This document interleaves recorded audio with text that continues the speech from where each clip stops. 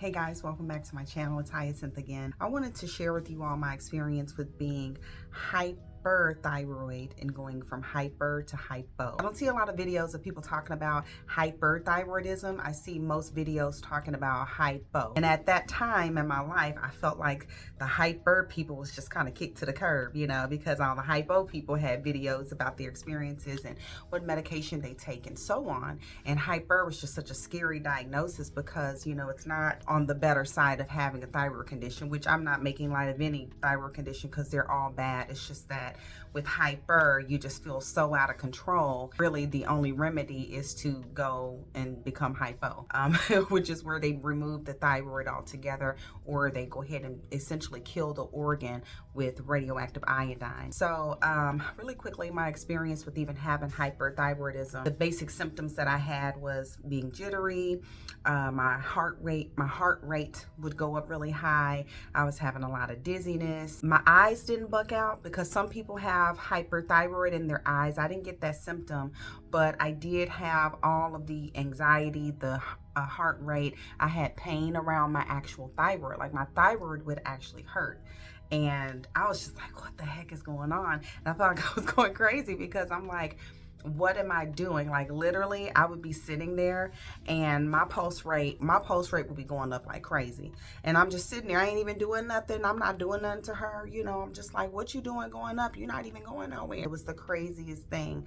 And so what I ended up doing is I went to the doctor and I found out that I had hyperthyroidism, and also they tested me for Graves and they said that it came back like positive at one point, but now it's not showing Graves at all. So basically what they put me on was a medication to help slow down the thyroid, and it was called methimazole.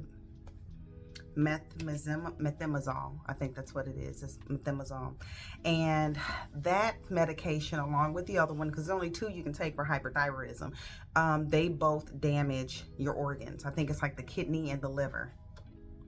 I'm like, well, what else can I do? Oh, well, we can, you know, do radioactive iodine treatment, and we can essentially kill your thyroid. We can do a thyroid uptake scan where you take radioactive iodine that's not as strong as killing the thyroid, but it gives them a clear image of what's going on in the thyroid. It can detect cancer, hot and cold spots, and so on, and nodules. So what happened is I ended up having like a couple of nodules down here that were inflamed, which made the thyroid speed up, and it gave me hyperthyroidism.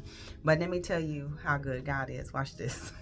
I ended up basically not being hyperthyroid anymore. Now, some doctors will tell you that the thyroid can actually burn out. Like a doctor told me that in Africa, a lot of times when they have a hyperthyroid, they don't treat it. It just burns out and it turns to hypo. I don't know why you wouldn't treat hyperthyroid because the symptoms are so crippling, you know, but your thyroid just sometimes it'll burn out and it'll go hypo. Essentially, that is what happened with mine. Those two nodules that I had, they're pretty much gone. I think the one that I have left is like maybe that big, but even if you do have one on there, it still can irritate you. It can still be sometimes painful. You can still feel it sometimes if it gets inflamed. You can just tell from that general area where that pain is coming from. So I took the methimazole. I took that, and the side effect for that is not only damaging your liver and your kidneys, but it also makes you gain weight. I remember the doctor told me, she said, I'm going to give you this medication for your thyroid, but you're going to turn into a mayonnaise jar. I was like, is that the only option, really? But that's what she said, and that did not happen, but I did gain some substantial weight because I've always been very thin. And so I took the medication as long as I could. It did make me feel a little better. It did calm me down, but essentially what fixed the problem was just my diet, actually getting some rest, and just trying to not be so stressed out. And so what happened was eventually I stopped taking the methimazole. I probably took it maybe, I don't know, a lot of y'all, I took it off and on for about a year or two. When I mean off and on, I'm talking about when I remember to take it. There was at one point where I took it consistently for about a month or two. and I did notice a difference, that I began to feel a little better. But again, upon me doing as much research as I could, there wasn't a lot of information out there, especially like videos of like personal experience taking methimazole or even having hyperthyroidism. I mean, I know of Wendy Williams and Missy Elliott. They both have Graves' disease and hyperthyroidism. And I'm telling you, it's something very serious. Anything dealing with the thyroid, any autoimmune is serious, but hypothyroid disease is just in that special category.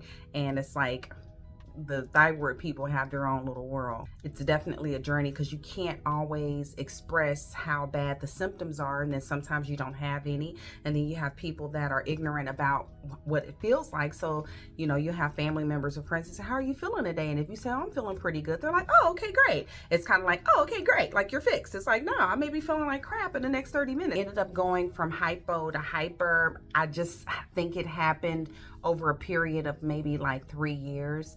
And I just noticed that my blood work was coming back different. My TSH and my T4, T3, all of them were changing up a little bit, and it was showing that I was more hypo than hyper. I ended up taking, now I'm on NP thyroid. I take the smallest dose. Well, not the smallest dose. I take 30 milligrams of NP thyroid. I just take one. They wanted to take me to 60. I took 60 at one point. It had me feeling way too jittery, and it just reminded me of being hyperthyroid. So I just stick to 30. I do take that once every morning on an empty stomach with a glass of water. I've been doing better as far as my thyroid numbers. They look great.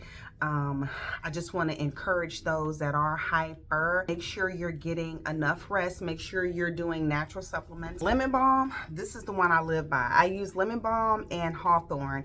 I still use this even though I'm not hyperthyroid anymore, because I still have issues like with my heart rate sometimes going up or having like anxiety. The lemon balm, for those that have hyperthyroidism, lemon balm or hawthorn tincture, I use the one that isn't the alcohol, because to me it just works better than the one that's not. And so basically that's how I manage my hypothyroid. And also, when I had hyperthyroidism, I did not lose a lot of weight like everybody else. I didn't get that symptom.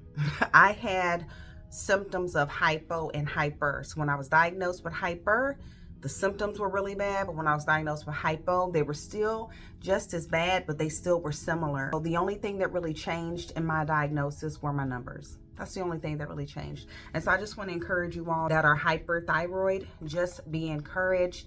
Make sure you're taking something that's going to help lower the anxiety, help, you know, if you're storming, there's a such thing as a thyroid storm. I've had thyroid storm before. It's very scary, and it can be fatal if it's not taken care of, where your thyroid is just going out of control and you end up in the hospital. Your heart rate is up. Everything is just going in just full drive. It's really scary, and I'm glad that I don't have those issues anymore with the hyperthyroid. But dealing with hypothyroid with still some of the hyperthyroid symptoms, it still sucks, because every now and again I'm like, oh man, you know, what if my numbers are changing? So I just make sure that I go to the doctor and I get my numbers changed. I make sure I'm taking my medication for hypothyroid. But that's it. I just wanted to share that with you all really quickly. Again, I take the NP thyroid, but I also take the lemon balm. I just do, because anytime I'm having like the heart rate is going out of control, or something like that is going on, I just take that and it calms me down pretty quickly. And so guys, I hope you guys enjoyed that video. If you have any questions, leave them in the comment section down below, and I look forward to talking with you again soon.